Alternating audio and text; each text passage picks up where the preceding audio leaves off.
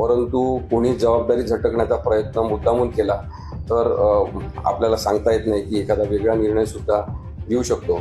या सगळ्यांमध्ये काही अत्यंत मोठी नावं आहेत ज्या लोकांनी आपल्या बुद्धिमत्तेचा वापर हा असत्य जिंकलं पाहिजे म्हणून केलेला असेल.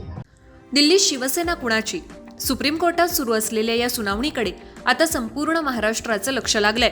शिवसेनेचं, पक्षाचं नाव आणि धनुष्यबाण चिन्ह नेमकं कुणाचं? उद्धव ठाकरे गटाचं की एकनाथ शिंदे गटाचं?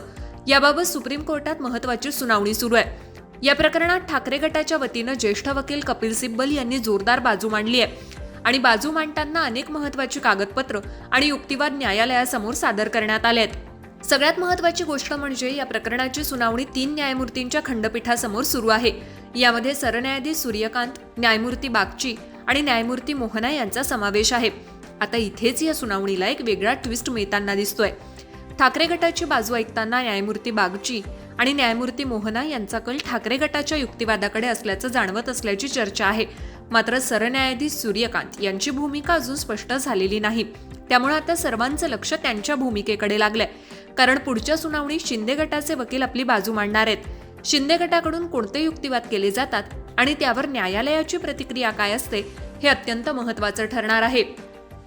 आणि शेवटी निर्णय हा 3 न्यायमूर्तींच्या खंडपीठाकडून होणार असल्यानं बहुमताचा निर्णय अत्यंत निर्णायक ठरू शकतो.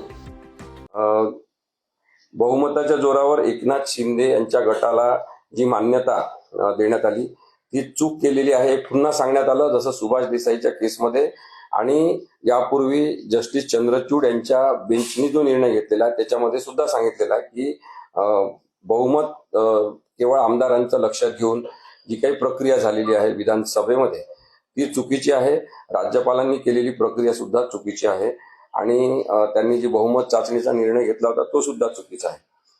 पक्षांतर बंदी कायदा जो 10व्या अनुसूचीनुसार आहे त्याच्यामध्ये कोणत्याही विलिनीकरणाशिवाय पक्षाचा ताबा घेण्याची किंवा विधिमंडळातील फुटीला मान्यता देण्याची परवानगी नाही, हा युक्तिवाद सुद्धा करण्यात आला.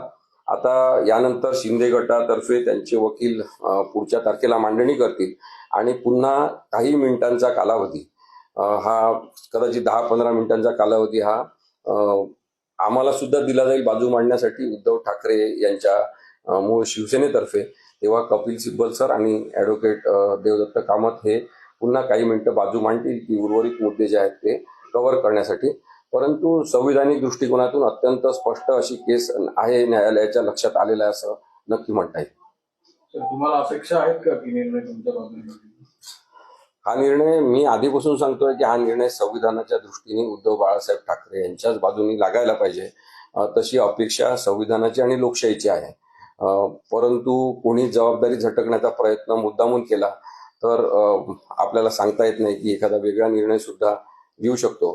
कारण की मी हे सतत सांगण्याचा प्रयत्न करतोय की वकिलांचं काम आहे की त्यांनी न्यायालयाला न्यायापर्यंत घेऊन जाण्यासाठी, न्यायाच्या दरवाजापर्यंत नेण्यासाठी आणि सत्य दाखवण्यासाठी स्वतःच्या बुद्धिमत्तेचा वापर केला पाहिजे. न्यायालयावर असत्याचं पांघरून टाकण्यासाठी काही वकील हे काम करत असतात आणि जो विधिमंडळामध्ये विधानसभा अध्यक्षांसमोर निर्णय झाला, त्यानंतर जो निर्णय सुप्रीम कोर्टात झाला, या सगळ्यांमध्ये काही अत्यंत मोठी नावं आहेत ज्या लोकांनी आपल्या बुद्धिमत्तेचा वापर हा असत्य जिंकलं पाहिजे म्हणून केलेला असेल. त्यामुळे आता सर्वात मोठा प्रश्न असा, 2 न्यायमूर्तींचा कल एका बाजूला आणि 3ऱ्या न्यायमूर्तींची भूमिका वेगळी राहिली तर निकालाचं गणित नेमकं कसं असेल? आणि सर्वात महत्त्वाचं म्हणजे सरन्यायाधीश सूर्यकांत यांची भूमिका या संपूर्ण प्रकरणात कोणता ट्विस्ट आणणार? शिवसेनेचं नाव, पक्षाचं अधिकृत अस्तित्व आणि धनुष्यबाण या चिन्हावर अंतिम फैसला कुणाच्या बाजूने जाणार? यासाठी आता पुढील सुनावणी अत्यंत महत्त्वाची ठरणार आहे. ठाकरे गटाचा दावा मजबूत होणार की शिंदे गटाला पुन्हा दिलासा मिळणार? या सुनावणीकडे आता महाराष्ट्रासह संपूर्ण देशाचं लक्ष लागलंय.